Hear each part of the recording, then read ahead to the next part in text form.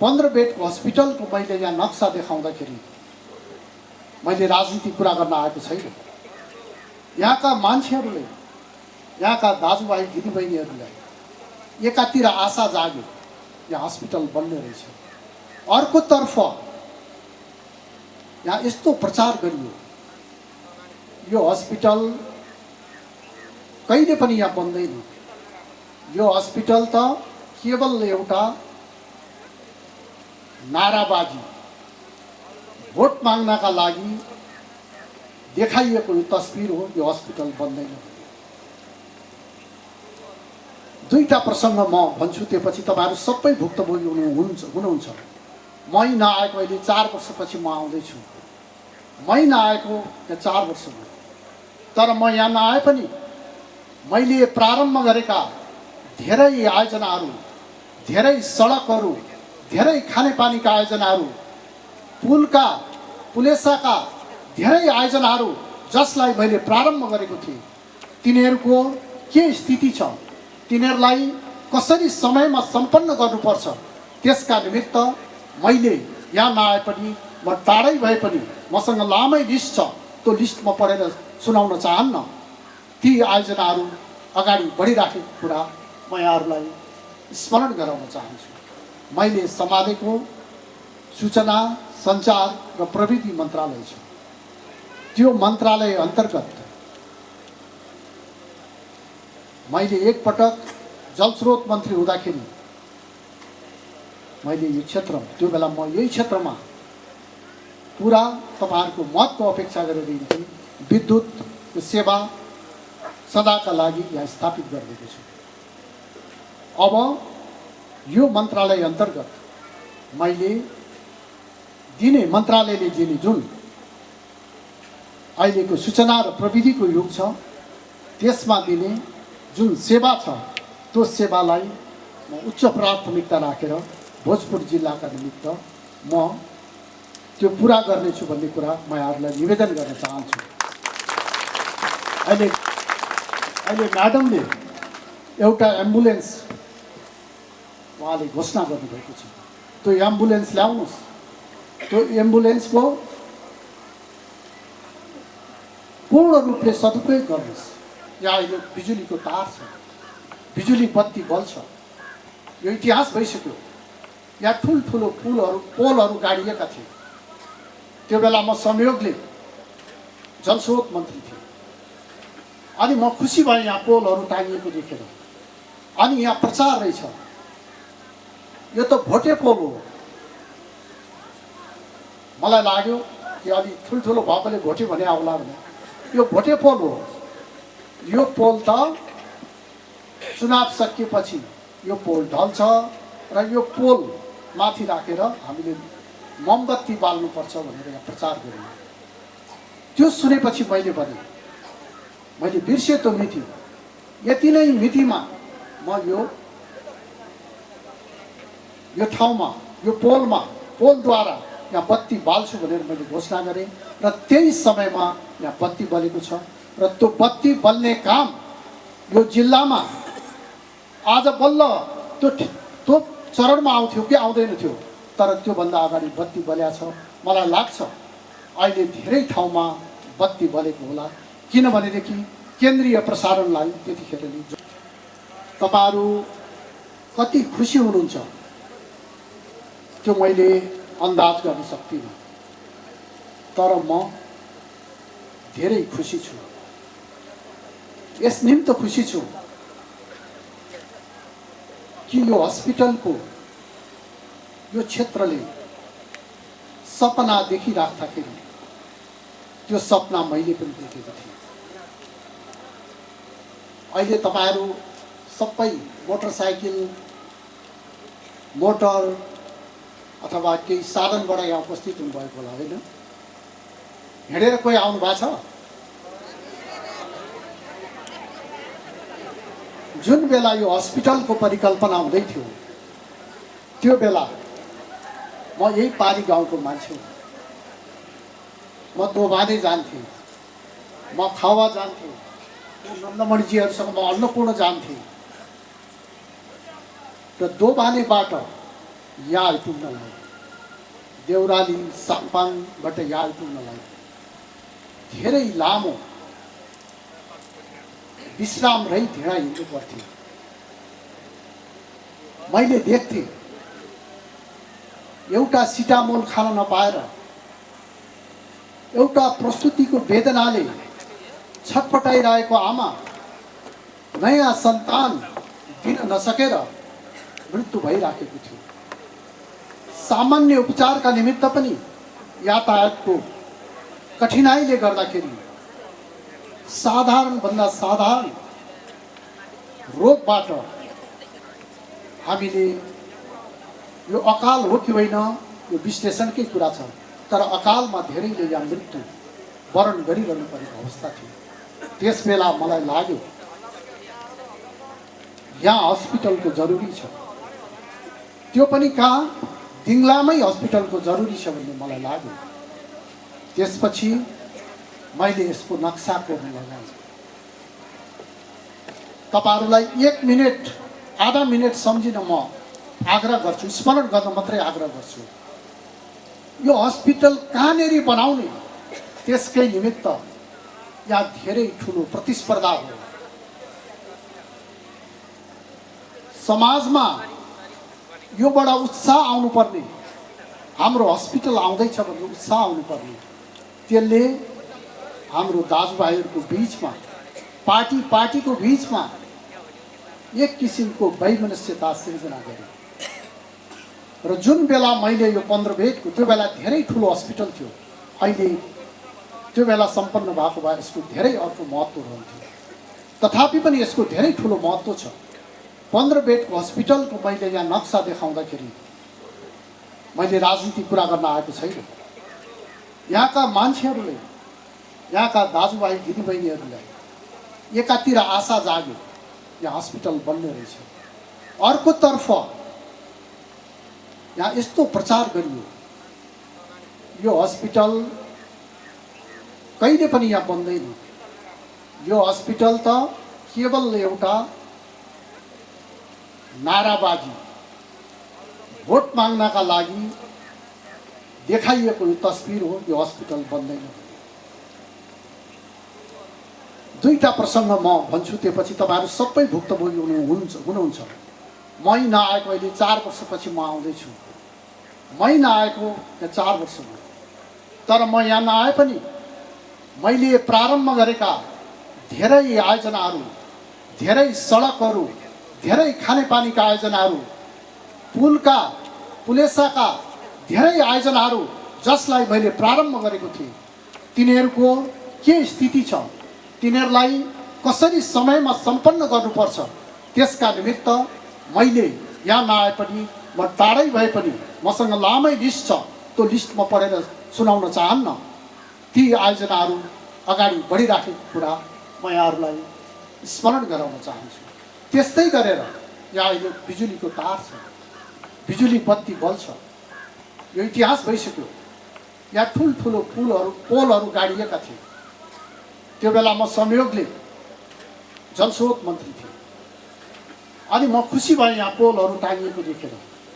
अनि यहाँ प्रचार रहेछ, यो त भोटे पोल हो। मलाई लाग्यो कि अलि ठुल्ठुलो भएकोले भोटे भने आउला भने, यो भोटे पोल हो। यो पोल त चुनाव सकिएपछि यो पोल ढल्छ र यो पोल माथि राखेर हामीले मोमबत्ती बाल्नुपर्छ भनेर यहाँ प्रचार गरियो। त्यो सुनेपछि मैले भने, मैले बिर्सेँ त्यो मिति, यति नै मितिमा म यो ठाउँमा, यो पोलद्वारा यहाँ बत्ती बाल्छु भनेर मैले घोषणा गरेँ र त्यही समयमा यहाँ बत्ती बलेको छ। र त्यो बत्ती बल्ने काम यो जिल्लामा आज बल्ल त्यो चरणमा आउँथ्यो कि आउँदैन थियो, तर त्योभन्दा अगाडि बत्ती बल्या छ। मलाई लाग्छ अहिले धेरै ठाउँमा बत्ती बलेको होला, किनभनेदेखि केन्द्रीय प्रसारणलाई त्यतिखेर नै जोडेको थियो। यो हस्पिटलको धेरै कथा छ, तर आज हस्पिटलको भवन राम्रो उद्घाटन भएको छ। यो हामी सबैका लागि खुसीको कुरा हो र मेरा निमित्त चाहिँ धेरै खुसीको क्षण मैले अनुभूत गरेको छु। म त्यतिखेर अझ बढी खुसी हुनेछु जुन बेला यो हस्पिटलको माध्यमद्वारा यो क्षेत्रका जनताले गुणस्तरीय सेवा प्राप्त गर्नेछ। त्यस बेला म बढी खुसी हुनेछु। म भारतीय सरकारलाई धन्यवाद दिन चाहन्छु, आभार व्यक्त गर्न चाहन्छु। मैले उहाँहरूलाई आग्रह गरेँ, मैले 3 चिजको आग्रह गरेका थिएँ। एउटा यो हस्पिटल, एउटा झ्याउपोखरीको स्कुल र एउटा विद्योदय स्कुलको मर्मत। तीनटै कुरा भारतीय सरकारबाट यो यसलाई पुरा गर्ने दायित्व लियो। त्यसका निमित्त म तपाईहरु सबैको तर्फबाट भारत सरकारलाई हार्दिक धन्यवाद दिन चाहन्छु। यो हस्पिटल शिलान्यास गर्दाखेरि कति साथीहरू यहाँ उपस्थित हुनुहुन्छ, तपाईहरु परिकल्पना गर्नुहोस्। यही ठाउँमा महामहिम तत्कालीन भारतीय राजदूत राकेश सूत्रमा आएका थिए। यहाँ शिलान्यास भएको थियो। यहाँ कालो झण्डा देखाइँदै थियो। मलाई राजदूत महोदयले भन्नुभयो कालो झण्डा देखाउँदैछ त्यहाँ। मैले भने अतिथिलाई कालो झण्डा देखाउने त हाम्रो संस्कार होइन। अनि मलाई तत्काल के भन्दा आयो भने तपाईं पण्डित जवाहरलाल नेहरू पछिको दोस्रो ठुलो व्यक्ति हुनुहुन्छ जसलाई नेपालीले स्वागत पनि गरे र कालो झण्डा पनि देखाए भने मैले उहाँलाई भने। तर आज म तपाईहरु सबैलाई धन्यवाद दिन्छु। तपाईहरु सबैले फूलको माला लिएर आउनुभएको छ र स्वागत गर्नुभएको छ। यो संस्कारलाई हामीले अझ समुन्नत गर्दै लानुपर्दछ। I want to request Madam to stand up for a while. म उहाँलाई हार्दिक धन्यवाद दिन चाहन्छु। उहाँ भारतीय राजदूतावासको डीसीएम मात्रै होइन, 1 अरब भारतीय जनताको सरकारको नेपालको प्रतिनिधि हुनुहुन्छ। उहाँले अहिले हामीलाई एउटा एम्बुलेन्स पनि दिनुभएको छ। नेपाल र भारतको सम्बन्ध केवल सरकार र सरकारको बीचमा मात्र छैन।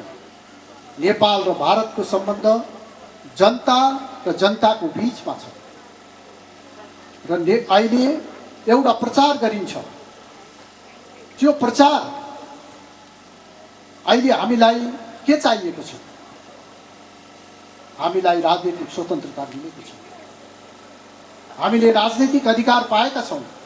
अब हामीलाई चाहिने एउटै कुरा छ। त्यो कुरा भनेको यो देशबाट गरिबीको अन्त, बेरोजगारीको अन्त र यो देशका जनता चाहेको जुनसुकै ठाउँमा बसुन्, पहाडमा बसुन्, हिमालमा बसुन्, तराईमा बसुन्, तिनीहरूको सुख र सुविधा हामीलाई चाहिएको छ। त्यसका निमित्त हामीलाई अपार धन राशि चाहिएको छ। र भारतले सुरुदेखि नै हामीलाई विकास र निर्माणमा, हाम्रो समाजको उन्नतिमा मद्दत गर्दै आएको छ। हामी सबै देशको सहयोग र सद्भाव लिन चाहन्छौँ। हामी असंलग्न परराष्ट्र नीतिमा, हामी पञ्चशीलमा विश्वास गर्छौँ। भारतसँग हाम्रो खुला सिमाना छ। यो हाम्रो चुनौती पनि हो, यो हाम्रो अवसर पनि हो। भारत अहिले विश्वको उदाउँदो अर्थतन्त्रको रूपमा विकसित भइरहेको छ। उसबाट हामीले सद्भाव लिएर, उसको सहयोग लिएर अब हामीले चाँडै हाम्रो समाजबाट गरिबी र बेरोजगारी हटाएर अब आउने पुस्तालाई, अब चिनिने नेपाललाई 10 वर्षपछि धनी नेपालको रूपमा हामीले विकसित गर्नुपर्दछ। त्यसका निमित्त हामीले विश्वका सबै देशबाट सहयोग सद्भाव लिइरहनु पर्दछ। भारत सरकारले हरेक वर्ष हामीलाई 4 अरब भन्दा बढी भारतीय पैसामा 4 अरब भन्दा बढी अनुदान सहयोग हरेक वर्ष दिइराखेको छ। यस्ता स्कुल, हस्पिटल, खानेपानीमा उहाँहरूले लगानी गरिराखेको छ र ती उहाँहरूले दिएका कुराले मात्रै हाम्रो आवश्यकता पुरा हुँदैन। यिनीहरूलाई पनि हामी लियौँ, हाम्रो आवश्यकता पुरा गरौँ र हामी हाम्रो विकासका निमित्त, हाम्रो गरिबीलाई निवारण गर्नका निमित्त, मुलुकलाई दिगो आर्थिक विकासको तर्फ अग्रसर गराउनका निमित्त हामीले सबै राष्ट्रसँग सहयोग लिएर, सद्भाव लिएर, पुँजीको विकास गरेर हामीले यसरी स्वास्थ्यमा, शिक्षामा, खानेपानीमा, सडकमा हाम्रो पहुँच बढाउनु परेको छ। राष्ट्रिय र अन्तर्राष्ट्रिय जगतमा विश्वास दिलाएर अगाडि बढ्न सकेको खण्डमा मात्रै हामी देशलाई विकासको बाटोमा अग्रसर गराउन सक्छौँ। मैले हरेक सभाहरूमा भन्ने गरेको छु र म यहाँ पनि दोहोऱ्याउन चाहन्छु, विकास बिनाको राजनीति केवल खोक्रो नारा मात्रै हो। खोक्रो नाराले देशको विकास हुँदैन, समाजको विकास हुँदैन। त्यसैले विकासलाई अगाडि बढाउनका निमित्त हामी सबै एकजुट भएर, सबै राजनीतिक दल एक ठाउँमा उभिएर विकासलाई हामीले अगाडि बढाएर लिएर जानुपर्छ। हाम्रो देश प्रकृतिले प्रदान गरेको देश हो। संसारको सुन्दर देशमध्येमा यो देश पर्दछ र यहाँ जलस्रोतको, पर्यटनको, कृषिको धेरै ठुलो सम्भावना छ। यो सम्भावनालाई हामीले व्यवहारमा रूपान्तरण गरेको खण्डमा 10 वर्षभित्रमा यो देशलाई हामी एसियाको धनी देशको रूपमा र हाम्रो आगामी पुस्तालाई धनी पुस्ताको रूपमा विकसित गर्न सक्दछौँ। त्यो लक्ष्य राखेर हामी अगाडि बढौँ। त्यो लक्ष्यमा हामी पुग्न सक्छौँ। त्यो लक्ष्यमा कसले पुर्याउन सक्छ, त्यो लक्ष्यमा कसरी पुग्न सकिन्छ, त्यसको बारेमा अहिले चेतनाको स्तर धेरै बढेको छ। तपाईहरू सोच्नुहोस्, छलफल गर्नुहोस्, त्यसपछि त्यो बाटोमा हामी लागौँ। हाम्रो देशलाई चाँडै हामी सम्पन्न देश बनाउन सक्छौँ। त्यो दिशामा हामी अग्रसर हौँ र हाम्रो राजनीति भोट लिनेमा मात्रै होइन, हाम्रो राजनीति भोट प्राप्त गरेर ती जनताको आकांक्षालाई पूरा गर्ने सशक्त माध्यमको रूपमा हामीले विकास गरौँ र तपाईहरूको जुन यो अहिले हस्पिटल बनेको छ, यो भारत सरकारले एक पैसा पनि हाम्रो नलागिकन भारत सरकारको अनुदानमा यो हस्पिटल बनेको छ। अब यो कसको सम्पत्ति हो? यो हामीको, यो क्षेत्रका जनताको सम्पत्ति हो। यो सम्पत्तिको संरक्षण गर्नु तपाईँ हामी सबैको कर्तव्य हो। मैले बुझेअनुसार 15 बेडको हस्पिटल स्थानीय सरकारको मातहतमा रहन्छ र स्थानीय सरकारका 2टा प्रतिनिधिहरू यहाँ हुनुहुन्छ र यही सडानन्द नगरपालिकाका जनताले निर्वाचित गरेका प्रतिनिधि बिरबल राईजी हुनुहुन्छ। म उहाँलाई आग्रह गर्न चाहन्छु, चुनाव वैशाख 30 गते हुन्छ। तपाईहरू कोही भ्रममा नपर्नुहोस्। वैशाख 30 गते शेरबहादुर देउवाले नेतृत्व गरेको सरकारले शान्तिपूर्ण, निष्पक्ष, स्वतन्त्र र धाँधली रहित निर्वाचन सम्पन्न गर्छ। त्योभन्दा अगाडि यसलाई एउटा सहमति गर्नुहोस्। अब हामीसँग समय कम छ, सहमति गर्नुहोस्। सधैँ मागेर हामीलाई खान पुग्दैन। खानाका निमित्त हामीले मेहनत गर्नुपर्छ।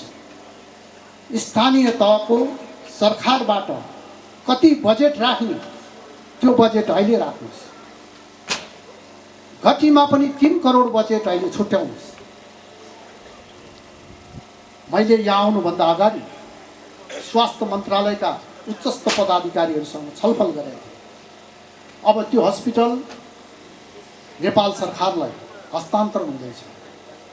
अब त्यो घरलाई बिस्तारै चुने घरको रूपमा परिणत गर्ने कि यो घरबाट यो जनताका, यस क्षेत्रका जनताको सेवा गर्ने मन्दिरको रूपमा परिणत गर्ने, यसलाई सेवा गर्ने मन्दिरको रूपमा परिणत गर्नुपर्छ। त्यसका निमित्त केन्द्र सरकारले, स्वास्थ्य मन्त्रालयले के गर्न सक्छ त्यतातर्फ मेरो पूर्ण रूपले ध्यान केन्द्रित हुनेछ। अहिले म्याडमले एउटा एम्बुलेन्स उहाँले घोषणा गर्नुभएको छ। त्यो एम्बुलेन्स ल्याउनुहोस्। त्यो एम्बुलेन्सको पूर्ण रूपले सदुपयोग गर्नुहोस्। एम्बुलेन्सको पनि यहाँ कथा छ।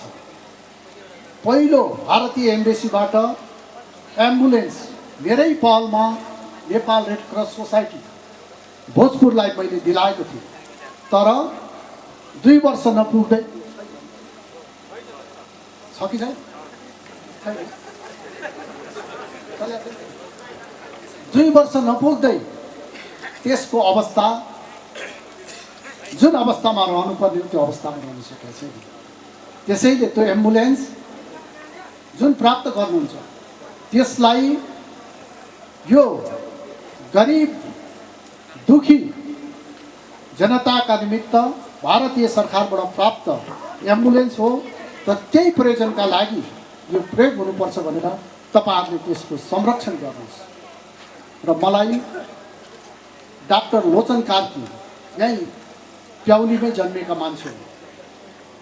उसले मलाई तपाईँ जाँदै हुनुहुँदो छ, मेरो तर्फबाट 10 लाख बराबरको स्वास्थ्य इन्स्ट्रुमेन्टलाई के भन्ने होला, उपकरण, स्वास्थ्य उपकरण 10 लाख बराबरको स्वास्थ्य उपकरण हजुरले भनिदिनु होला, मेरो तर्फबाट म प्रदान गर्छु भनेको छ।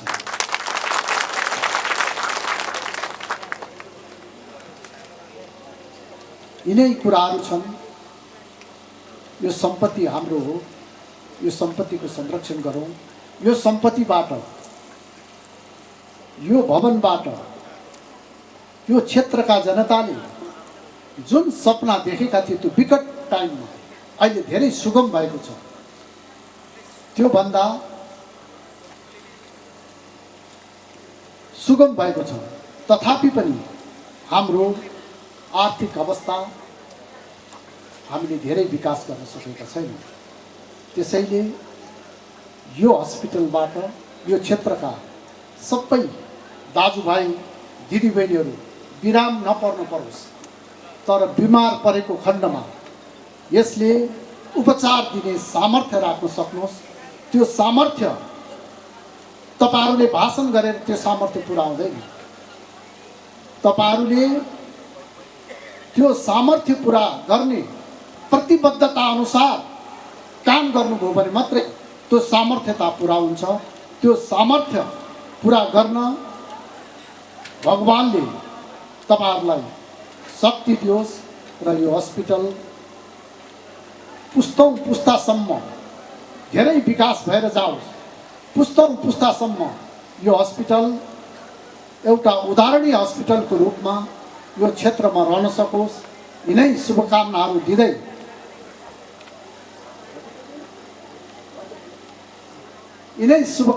दिँदै म तपाईहरुसँग बिदा लिनुभन्दा अगाडि 2टा कुरा भन्न चाहन्छु।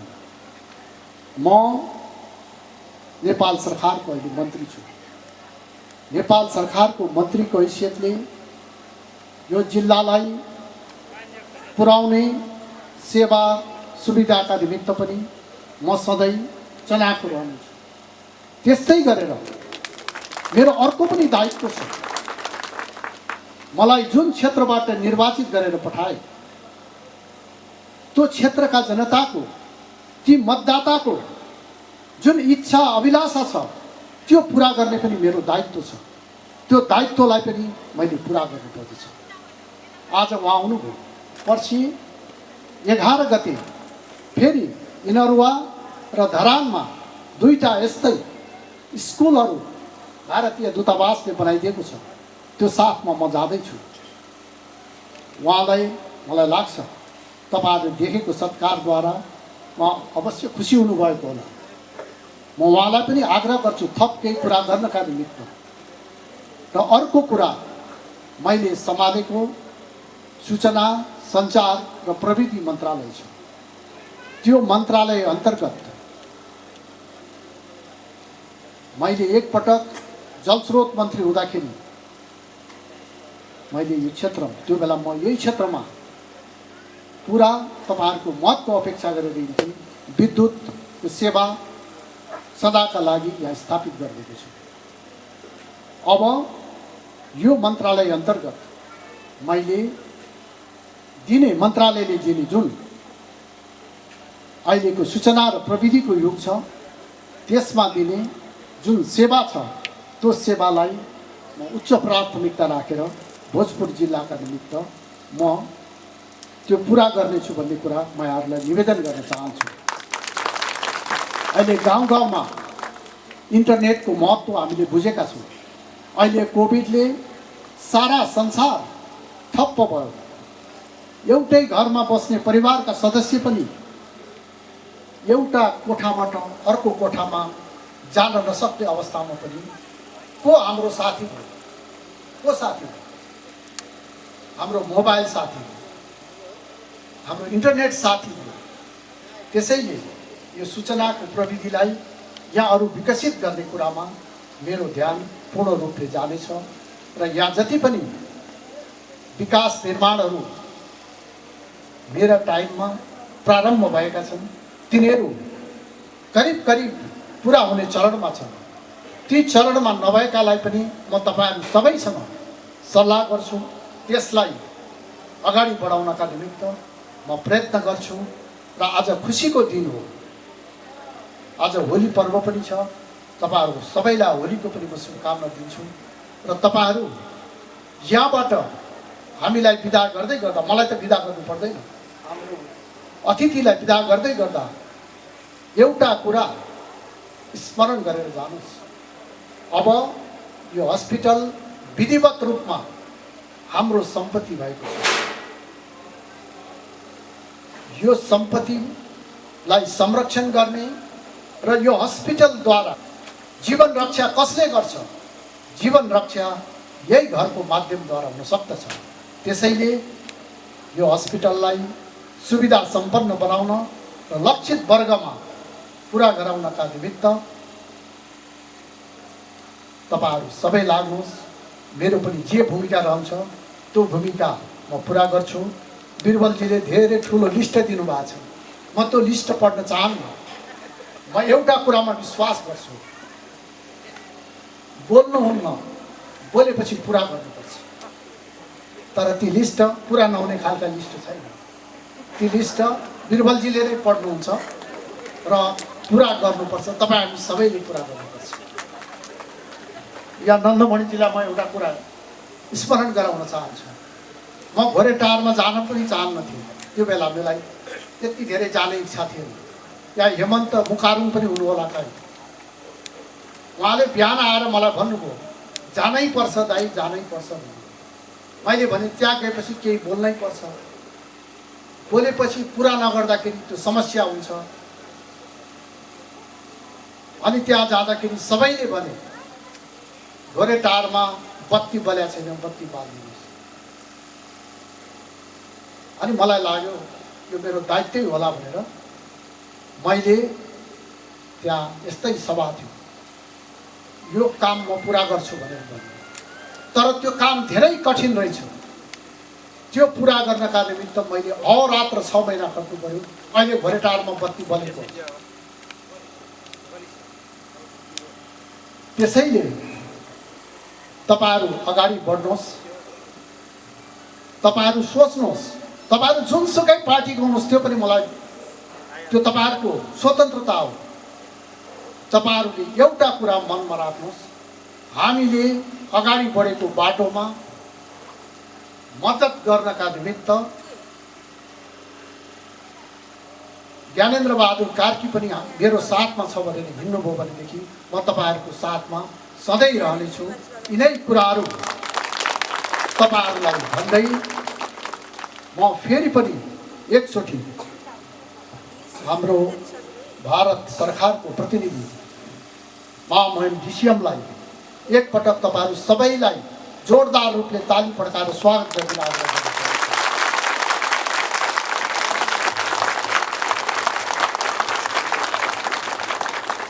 मैले यो किन भनिराखेको छु भन्दाखेरि यही हस्पिटलको शिलान्यास गर्न आउँदाखेरि राकेश सुद र मायो अनि त्यो बेला खानाको प्रबन्ध अहिले राम्रो होटलमा खायौँ, धन्यवाद छ। खानाको प्रबन्ध यहाँ राम्रो थिएन।